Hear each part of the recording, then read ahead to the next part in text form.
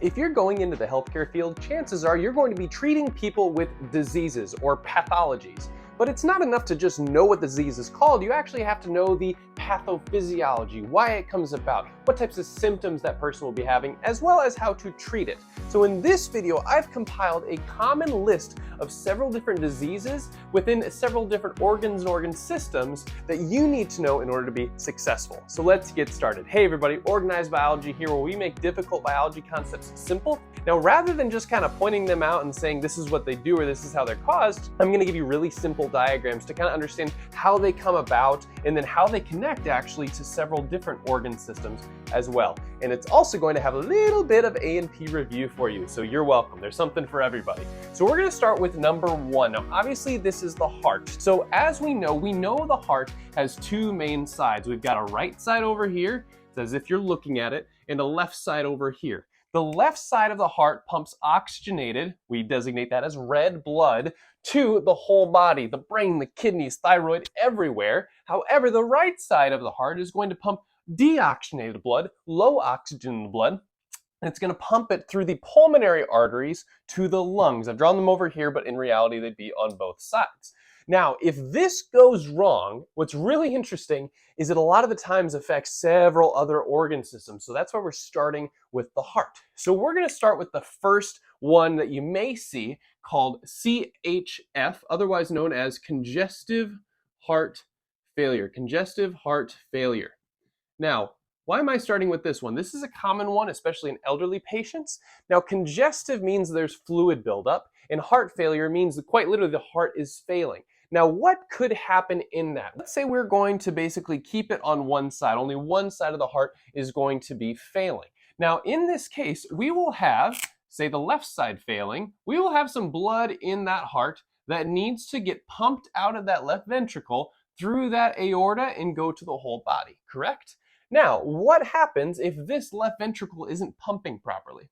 Well, we can imagine that the blood is going to, instead of going out and up through the aorta, it's actually going to go backwards. And it will go into the left atria, and it will back up further into the pulmonary veins, actually. So I can label these right here. These are the pulmonary veins coming back from the lungs, actually. And as the blood goes back and back and back and back and back, what could that cause? Well, we've got fluid accumulation in the lungs. So now, instead of the blood kind of staying where it needs to go and keeping moving in one way direction, we're actually going to have some fluid building up in the lungs. And that, my friends, is actually one of the diseases of the lungs I'm going to add, called pulmonary edema. Pulmonary edema. That's a fluid accumulation, edema, in the pulmonary, the lungs. So that is caused by congestive heart failure on the left side. Interestingly, I won't go into the details, but if right-sided heart failure, it's actually going to back up into the body. You're going to get swelling of the legs called systemic edema. Very interesting. Okay, so we already see how kind of two things influence each other. Let's continue on into the next C. That's going to be cardiac arrest. Cardiac arrest. Okay, if you are arresting somebody, you are basically handcuffing them, stopping them from what they're doing, right? So in this case, we are quite literally stopping the cardiac, the heart. Now, why does this happen? Well, we know that the heart is autorhythmic, right? It contracts constantly, whether we like it or not. Well, we like it, honestly. But the reason for that is we've got these nodes in the heart. First one on the top in this right atrium is called the SA node. And it's going to fire spontaneously about once every second. And it's going to basically tell all those atria to contract. And then eventually the AV node right here, AV node, atrioventricular node, stands between the atria and ventricles, will fire it down this bundle of his, down to the bundle branches, through the Purkinje fibers, and then tell the ventricles to contract. So that is constantly happening as you feel your heart beating in your chest. But when you're in cardiac arrest, for some reason or another, it could be a lot of stress, it could be rapid compression like we saw with Damar Hamlin, this SA node stops firing, the AV node stops firing, and all of a sudden the electrical signals of the heart go dark. And that is what's a cardiac arrest. So the way we treat that is we have to give them that AED, that defibrillator, shocking the heart. It stimulates that SA node to start refiring again, and it will save their lives. So if you're at a hospital or if you're in some sort of institutional building, look for that AED sign, okay, because that's what's going to help in a cardiac arrest. Brilliant. Now the third one starts with a B. Now here we're talking about high blood pressure, high blood pressure. Now, why am I talking about this with the heart? Well, because the heart is going to pump and it's going to go through these arteries. So arteries carry blood away, whether it be aorta, that big artery, or the pulmonary arteries. Now, with that, we know that when you take a lot of fluid and put it into a small space, you're going to have some pressure. So as blood flows out, we'll say through the aorta, there's going to be pressure pushing out on that aorta all the way through the body, right? So even to the brain, even to the kidneys, there's going to be a pressure on all of those arteries, correct? Now, if you have high blood pressure, that is caused by a couple of different things potentially. The first thing could be these vessels are going to start narrowing, okay? That could be called atherosclerosis, or the hardening of the arteries. If you narrow that diameter even more, now there's going to be even more pressure pushing out on them, because anytime you force something into a small space, increases that pressure. So that could be caused by a variety of reasons: overstress, lack of exercise, the heart's not very efficient, etc. Poor eating habits, say you have a really high sugar diet, inflammatory, and it kind of damages those inner blood vessels. So that's one thing that could cause high blood pressure, as well as just general inactivity and unhealthy lifestyle. I'm just going to say that as a catch-all. Now, why is that bothersome? Well, we know, we're going to hop down to the kidneys for 1 second. We know that if you have chronic high blood pressure, the kidneys really don't like that, although they do like a good adequate amount of blood pressure. We know that in the kidneys, this renal artery, so it stands for kidney artery, there's going to be blood flowing into it and actually divert out to the cortex of the kidney. Okay, so all the blood kind of goes to the cortex first. And in the cortex are a lot of these things called nephrons. So I'm going to blow this up a little bit.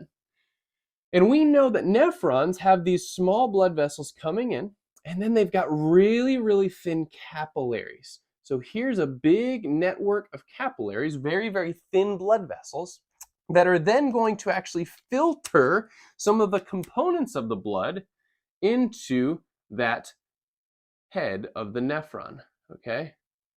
So this is called the head of the glomerulus. It's also called Bowman's capsule, the entry of the tubule. Now we know that we're going to filter some things out of the blood, eventually pee it out as urine if we don't like it, throw it back into the blood if we do like it.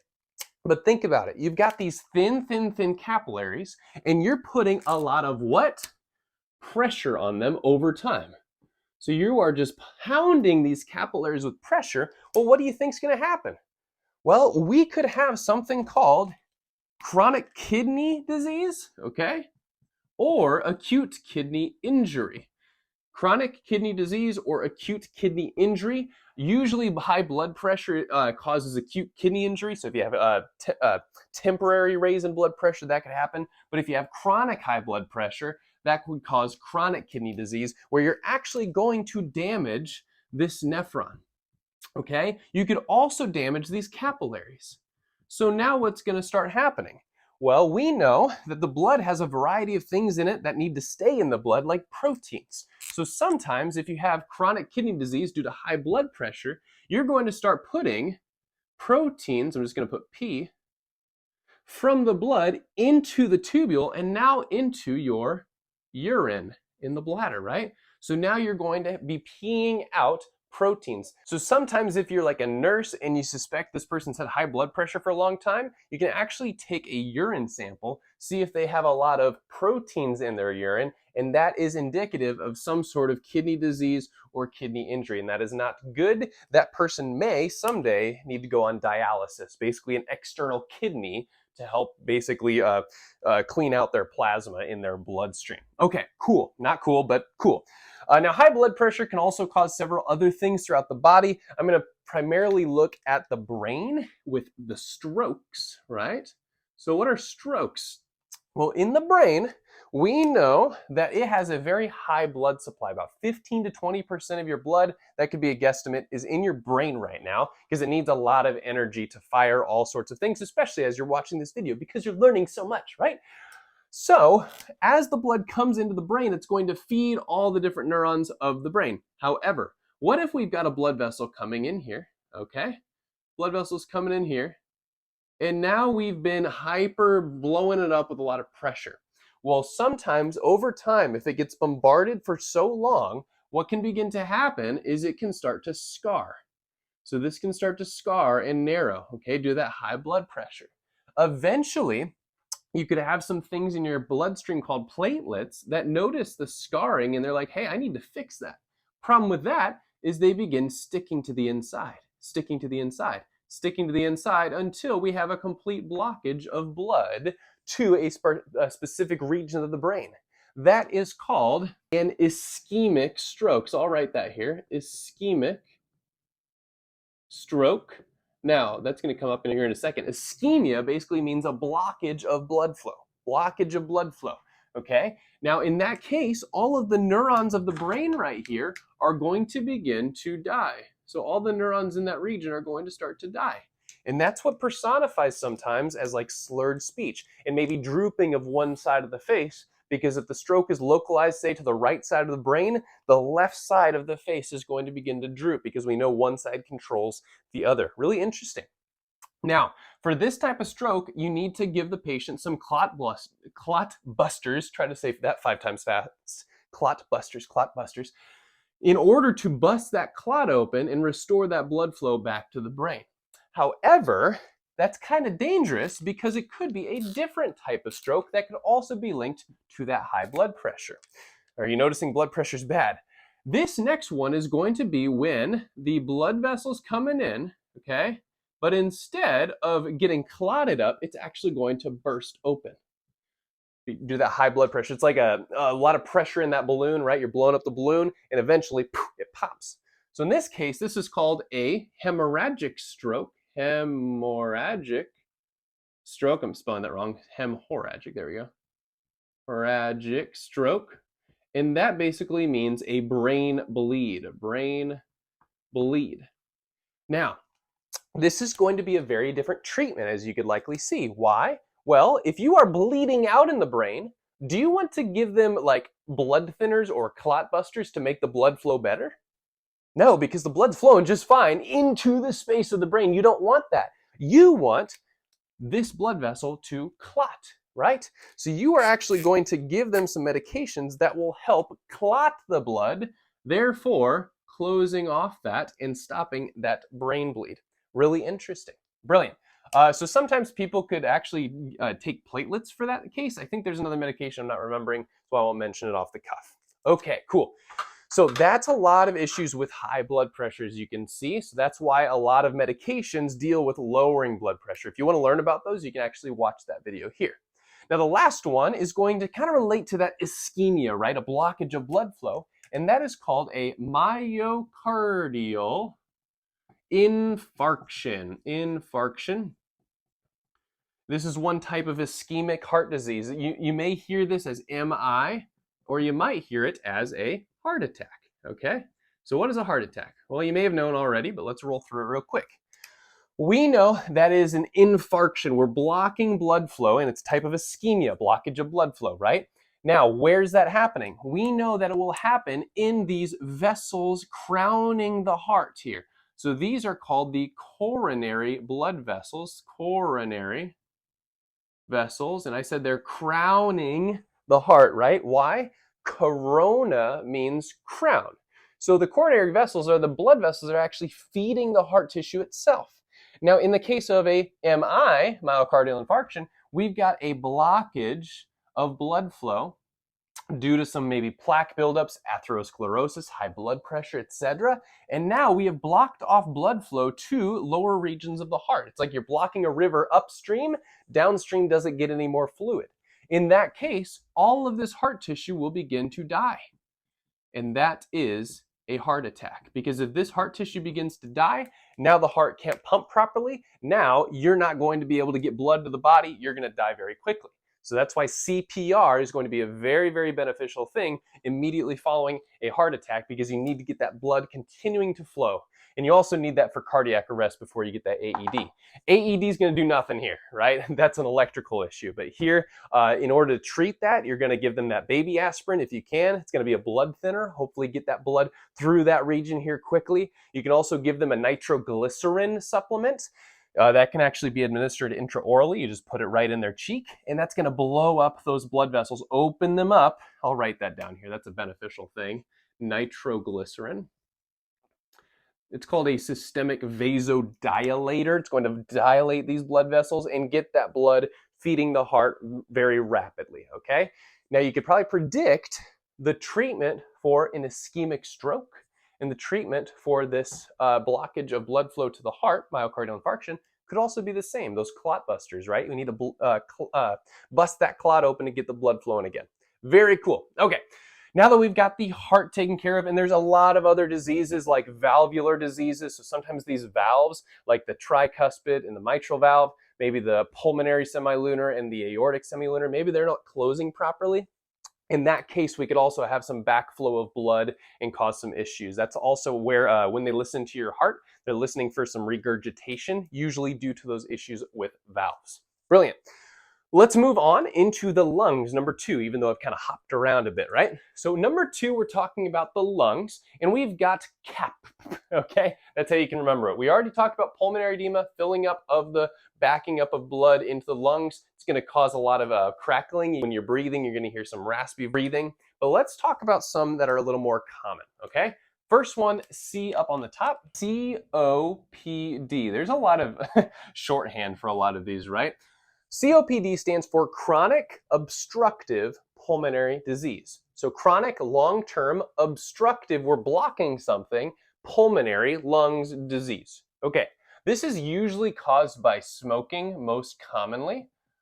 We haven't seen the long-term effects of vaping, but there is some injury to lungs happening with vapes, so that could cause COPD potentially. Now, what's happening with COPD? Let's zoom in on the lungs themselves. We know that we breathe in air from the outside environment, bring it through our trachea, our windpipe, get it to the lungs. Inside of our lungs, we have, very similar to the kidneys actually, very thin capillaries, okay? Very thin capillaries where we're gonna kind of exchange some stuff with the air and with our blood. So here we have something called an alveoli. Alveoli, I'm gonna label that, alveoli, stands for air sac. And that is a very thin, simple squamous membrane. So basically a very thin layer of cells. I can kind of draw what it would actually look like. So very thin cells here in the alveoli. And we know that the blood that is coming to the lungs, I'll draw it in the blue, if I can find a blue, is going to be rather deoxygenated, right? So here's deoxygenated blood coming in. And it's going to be butted up immediately against the alveoli. So again, there's really thin cells here. We've got blood flowing through, and we are going to exchange gases with the bloodstream and the alveoli. Namely, we've got oxygen that's going to be in the alveoli in high amounts because we got a lot of oxygen in the air that's going to diffuse down into the low oxygen environment of the blood. And vice versa, we have a lot of CO2, carbon dioxide, in the blood. It's going to be exchanged and go out into the air, okay? So we're breathing oxygen, breathe out CO2 from our blood. That will make the blood, quote unquote, more red, more oxidized, and that's where we have now more red blood. That will go back to the heart and go to all parts of the body. Wonderful. Now, why am I talking about that? Well, we know in COPD we're obstructing, this process. Why? Well, when we smoke, when we vape, we're bringing in these foreign toxins and chemicals into our lungs, namely into our alveoli. Now, as we do that, not only are we bringing like tar, we can kind of draw some tar here into those areas, but we're also going to have all these abnormal substances. Whenever you have an abnormal substance enter in near the blood of the body, we're going to start attacking that, right? So what will happen is we're going to have some cells come in here. I'll draw them in orange, I guess. We're going to have some cells notice that injury. Okay, these could be like neutrophils, macrophages, certain alveolar cells that are acting as immune cells, and they're going to start looking at these things and attacking it. I'm just going to write attack. Okay. When that happens, a lot of the time there can be some debris that is left over as these cells are trying to like break these things down. And so now all of a sudden you've got these fibers building up in the alveoli. Now, normally the alveoli would have really easy gas exchange in and out of oxygen CO2. But now you're building up, as you can see, all of these fibers, all of these cells, all of these toxins, and it's making this membrane super thick. You make that membrane super thick, we can't do this diffusion as easily. So COPD long term can cause high CO2 in the blood for long periods of time. That's dangerous because that could lead to something, high CO2 in the blood for an extended period of time, could lead to something called respiratory acidosis. Respiratory acidosis. What does that mean? Breathing, so lungs, acid blood, okay? Acid condition. That's because CO2 adds hydrogen ions. You can learn more about respiratory acidosis in that video here. So that's COPD, very bad. Not very many treatments for this. You can obviously have like nebulizers, that type of thing, but that's a chronic disease, right? You gotta stop smoking. Now, second one, A, this is a very common one, a lot of different personifications of it, is asthma. Okay, asthma. You have to say it right, and you got the TH in there, right? Now, asthma is kind of a generalized thing, right? So asthma can be as dangerous as when you get stung by a bee. Now you have this like dire moment where you can't breathe, versus just like seasonal allergies giving you a little bit of asthma, maybe exercise-induced asthma. But most of the time, what that is when we've got these tubes of the lungs called bronchi and bronchioles. So imagine this tube of the windpipe branches off into many smaller branches like this, okay, just like this. These are called the bronchi, the big ones, and then they branch off into smaller bronchioles. Now, if you do a cross section of these, you will see the tube with a muscle, interestingly enough, wrapped around the outside. So we've got these tubes with muscles, smooth muscles around the outside. So I'll mark that, smooth muscles. And interestingly, with asthma, whenever, say, you're exercising, say you have exercise-induced asthma, what sometimes happens is these muscles can constrict during exercise, during seasonal allergies time, and that can cause asthma, a narrowing, essentially, of these respiratory tracts. It makes it more difficult to breathe. Makes sense, right? Now, to treat this, you can actually take some albuterol inhalers. That actually triggers these smooth muscles to relax again. So that's the medication that you can do. In the case of a medical emergency with anaphylaxis, you can actually give them epinephrine, which is really, really good at opening those suckers up. Very cool. Now, the last one I'll talk about here is a pulmonary embolism. PE, pulmonary embolism. Okay. Pulmonary, dealing with lungs. Embolus literally translates to like a clot or like a solid ball of something, okay? Now, what's happening here? We know I put embolism. Who caught that? Embolism. Okay. What's happening here? Well, this is when a clot, usually from a deep vein thrombosis, okay, a deep clot deep inside your leg, sometimes in like your femoral vein. So there's a blood vessel in your leg that is going to have a clot in it. That clot can travel up the inferior vena cava. Okay, so here's the clot from, we'll say, the DVT, deep vein thrombosis. And that clot, if you can see, will come into the heart. That clot can just kind of move around in the heart just fine. However, what's the problem? Where's it going to go next? It's going to go out through the pulmonary arteries. We know that arteries start big, but then they get small. When that happens, that embolus goes in here, and I'll kind of draw this getting narrower. And when that occurs, it could lodge itself in a pulmonary artery. Obviously, that's a medical emergency because now you're not getting that blood, that deoxygenated blood, to the lungs to get oxygen. So that can cause very, very rapid deoxygenation of your whole bloodstream, and you could die pretty quickly. So we got to get that clot busted once again. Okay, so those are common lung ones. Let's keep moving forward, but before we do, if you've liked this video so far, please consider clicking that little like button, subscribing to the channel, make a lot of more videos like this. And we also have a shop so you can get these super cool shirts just like me. Let's move on. So 3 strokes we've talked about. Now let's talk about more neurological disorders of the brain. In case you didn't know that this was a brain at this point, I knew I drew it in kind of teal rather than like that pinkish color, right? So A and P are going to be Alzheimer's, if I can spell today, goodness sakes, Alzheimer's, as well as Parkinson's disease. Parkinson's and Alzheimer's. Now, these are neurological diseases, so they're not caused by the blood, but they're caused by neural issues. Now, for Alzheimer's, this is linked to 2 things. One is something called amyloid plaques. We don't necessarily know how these are built up, but they can build up in the brain and compress neurons, and now they're not firing properly. And the second one is due to things called tau proteins. Now, tau proteins, won't get into the details, but we know that these tau proteins have, they're found inside neurons. So here's like a neuron of your brain. And as the neuron builds itself, it has a variety of proteins. They're kind of like a skeleton of the neurons that will help keep the neurons upright. So I'm going to draw these proteins like this, and they're going to help keep that neuron upright, like holding it up. However, sometimes these neurons, as they're making that tau protein, can actually mismake the protein. It's called a mutation. And then when they mismake the protein, they can make either too many or they can make them misshapen. When they make them misshapen or too many, now they clump together, and now the neurons firing and interactions are all screwed up. So that's what can cause Alzheimer's disease. We're not necessarily sure why. There's probably a genetic component because genes deal with mutations, deal with proteins, but there's other environmental factors we're trying to find out as well.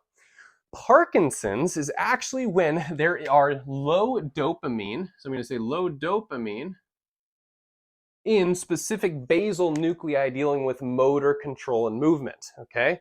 So what does that mean? Well, dopamine is a neuromodulator. It basically tells you, like for example, when you move your hand towards the screen right now and back, you are firing a very specific sequence of motor neurons in order to make that movement.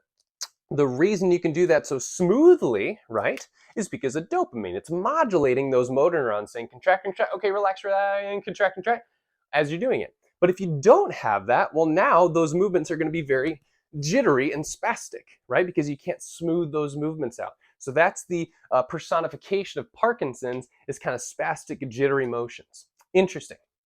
So that's for brain. Let's move on into kidney now. So we've got the R for kidneys, and that's going to be rhabdomyolysis. Rhabdomyolysis. Lot here. Okay. So what does that mean? Well, we break down the word. We see rhabdo, meaning rod-shaped or striated.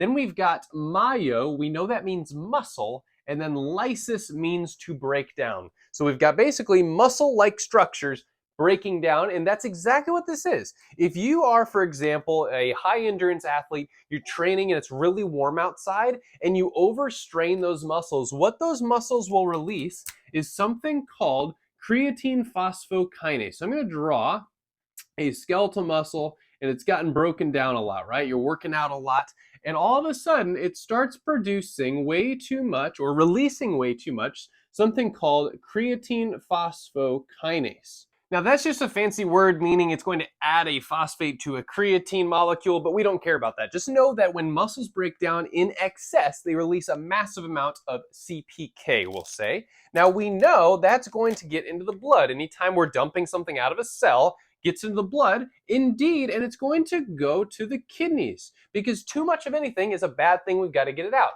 But the problem with CPK is it is a protein. It is a protein, a very big protein, but instead of actually leaking out of the kidneys, what it does is very fascinating. So I'm going to draw another one here. So I'm going to draw another little nephron here. We got the glomerulus. Okay, you don't need to know these terms, but that's going to typically filter things out, as we mentioned, into that tubule. The problem with CPK, we want to draw it CPK in here, is whenever CPK gets to this nephron, it likes to draw fluid towards itself, okay? So think about that. It likes to draw fluid towards itself. So all of the blood components, I'll draw them just in, I don't know, purple, just to make it kind of separate. Rather than the blood stuff getting filtered out into the tubule and out as pee, all those toxins getting out, instead it's going to stay inside of the bloodstream. So all of a sudden, what happens to our filtration rate? It decreases rapidly. So I'm going to say rhabdo leads to very low filtration rate at the kidneys.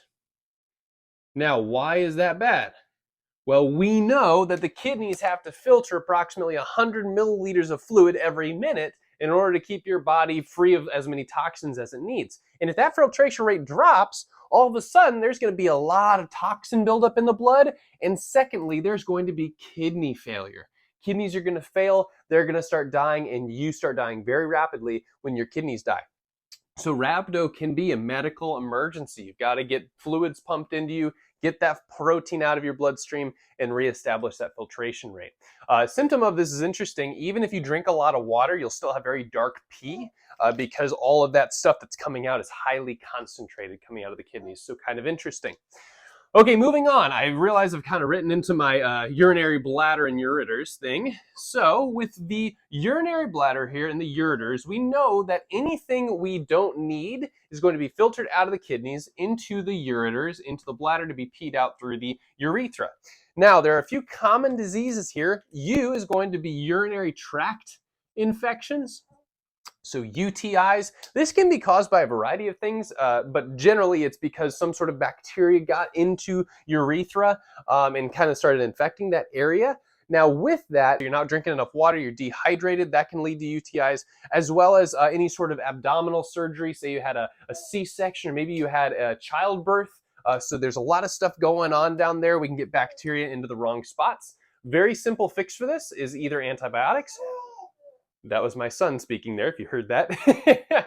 Or you can actually take some cranberry juice. Cranberry juice, those supplements are really good at clearing out those UTIs because the molecules in the juice actually get out and start killing off the bacteria. It's a natural antibacterial, antifungal. Pretty cool.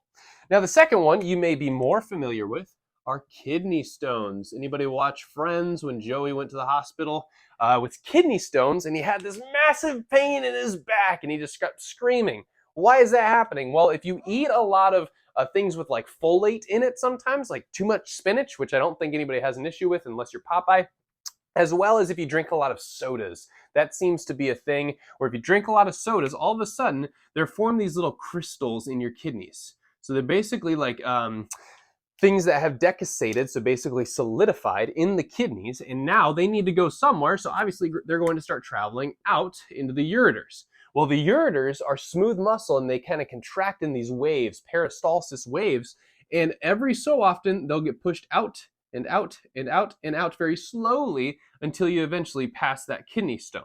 As you could probably guess, there are a lot of sensory neurons here that you can detect that pain very, very dramatically in your back and then kind of leading down towards the front of your body. Not fun at all. And then the last one, this is just going to be incontinence.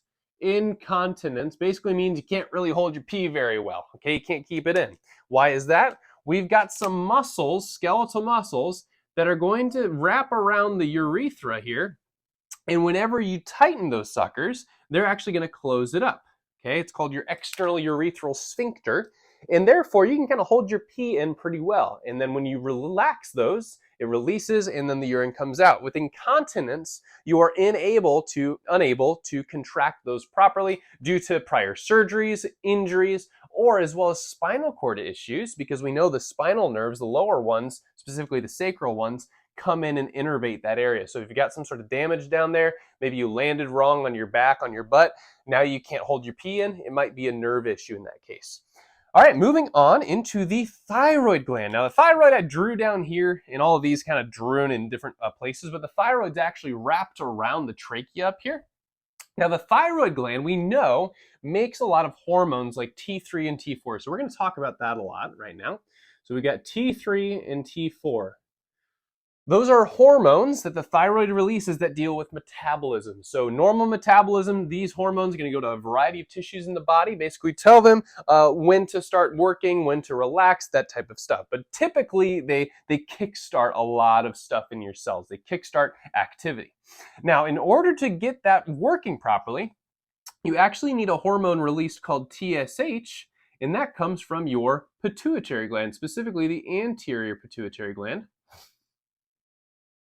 And so that kickstarts this, which kickstarts that, which kickstarts all of your cells. Now, why am I talking about that? Well, the first disease we'll talk about is hypothyroidism. Hypothyroidism. This is also called Hashimoto's disease. Hashimoto's disease, I can write that out here real quick. Hashimoto, I remember, is low. Hashimoto disease. Now, low thyroid, right? That means we have very low T3 and T4 levels. So I'll write that on this side, low T3, T4. Why is that? Well, it's because the thyroid gland is actually starting to get attacked. Why is it getting attacked? Well, this is an autoimmune disease where some of your white blood cells, like your lymphocytes, make antibodies. We know that those attack things that are foreign, and they start attacking the thyroid gland itself.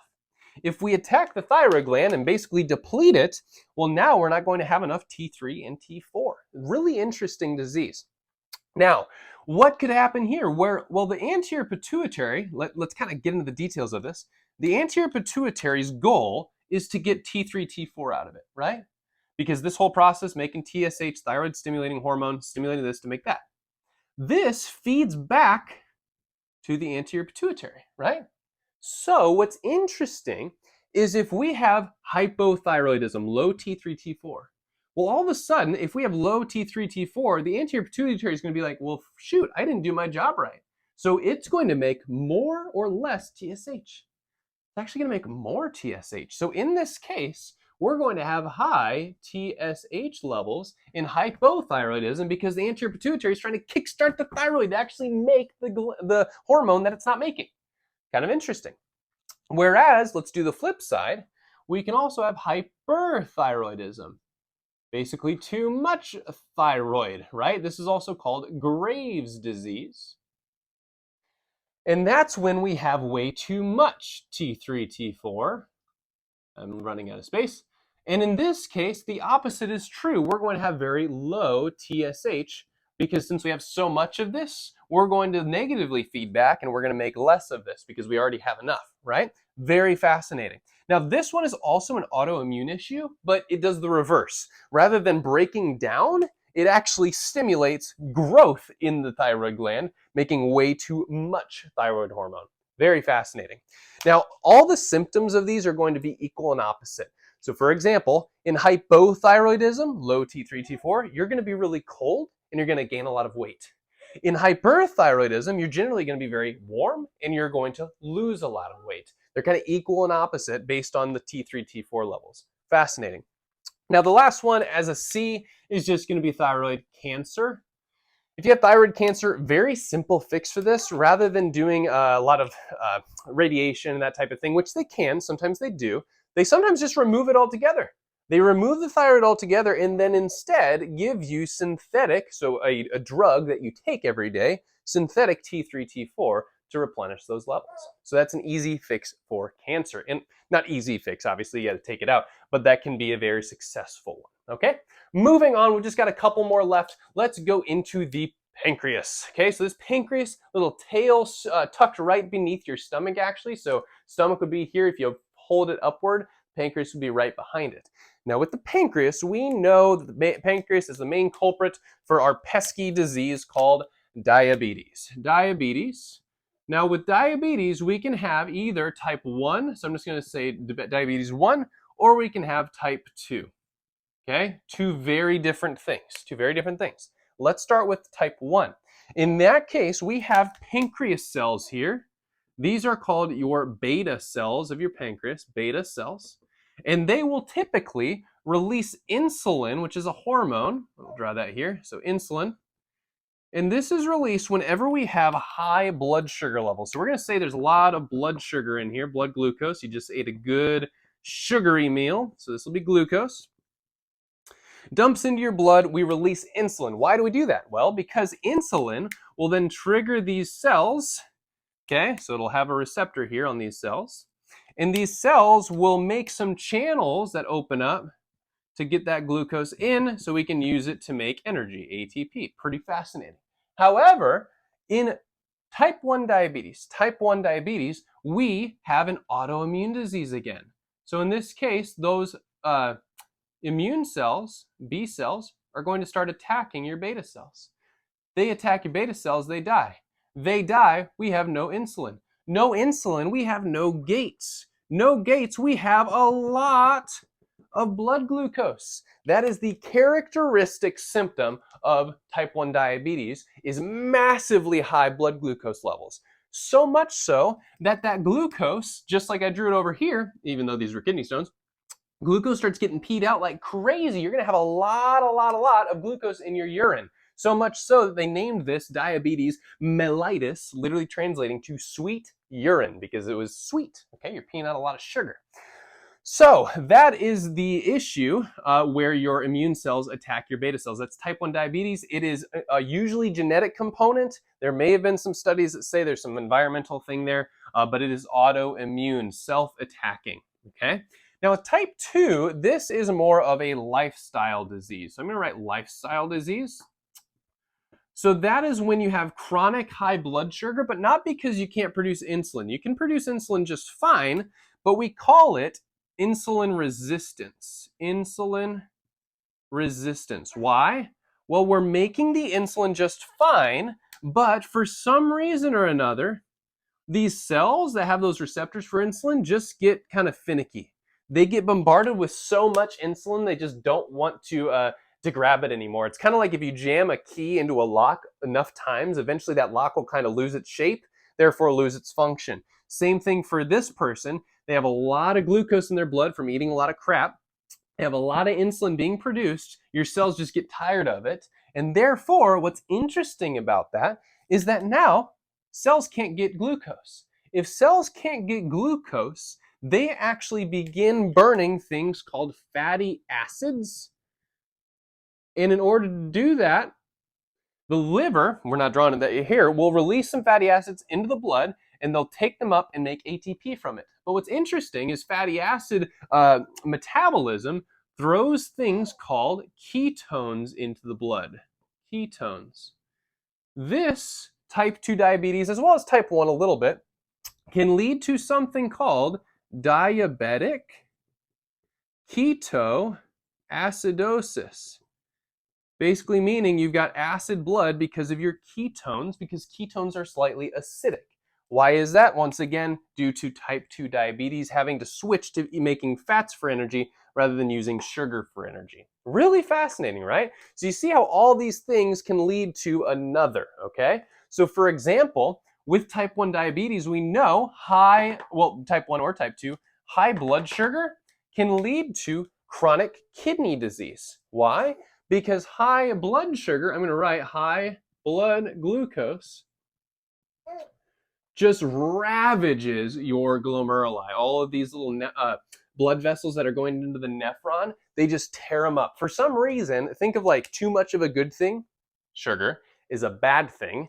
In this case, glucose damages those cells, those capillaries, and then your kidneys start to fail as well. So diabetes is really nasty on those blood vessels of your kidneys. Last thing, guys, thanks for sticking with me. You're doing a great job. Last thing is going to be the stomach. Now, the stomach's pretty straightforward. The first one I'm going to say is peptic ulcer disease, PUD, peptic ulcer disease. Now, an ulcer is basically almost like an internal tear or scar of the lining, specifically of your peptic, referring to the stomach. So we've got some damage to the stomach lining due to usually way too many NSAIDs, so non-steroidal anti-inflammatory drugs. If you take too many of those, it can kind of ravage the inside of your stomach lining. The acid kind of burns through that stomach. It's not good. Or it could be due to an infection with Helicobacter bacteria pylori. I think it's actually just Helicobacter pylori, okay? That's a specific bacteria that likes to infect basically the inner lining of the stomach. They named it pylori because pyloric refers to the pyloric sphincter or the pyloric region of the stomach at that very tail end of the stomach. So food comes in here, and here's that pyloric sphincter, okay? Last couple. G, GERD, gastroesophageal reflux disease. I won't write that down, but gastro refers to stomach. Esophagus means that tube going down to the stomach. Reflux means it's going back up. What's happening here? Well, we know the stomach is filled with hydrochloric acid. I'm going to draw that here in green. So this is hydrochloric acid, HCl. That helps digest our proteins when it's in the stomach, but sometimes it can splash around and get up into the esophagus. So here's that esophagus, right? And if it gets up into the esophagus, it'll start burning the inner lining of the esophagus. That's not good. Why did that happen? Well, it's usually due to a leaky lower esophageal sphincter. Lower esophageal sphincter. And so that acid, rather than staying in the stomach, kind of splashes up and causes all sorts of heartburn, right? Because it feels like your heart's burning even though it's actually your esophagus burning, okay? So that's not fun. You can treat that with your Tums, right? Antacids, and that will neutralize some of the acid. Now, the last one is actually because I've got my little boy here. We're gonna say his name is B, okay? And in babies, sometimes they spit up a lot, right? So rather than keeping all the food or milk that they just got in their stomach, it spits up a lot. Why is that? Well, it's because they have sometimes something called pyloric stenosis, stiff pyloric, right? I said this is the pyloric sphincter, and sometimes it can get so stiff it just stays closed for a long time. So rather than getting that milk through down to the small intestine, to basically get all those nutrients absorbed, instead it stays closed and it backs up, goes up the esophagus and out through the mouth as spit up. So this has been Organized Biology. Thanks for watching. And B, can you say bye-bye? Not today. We'll check back later.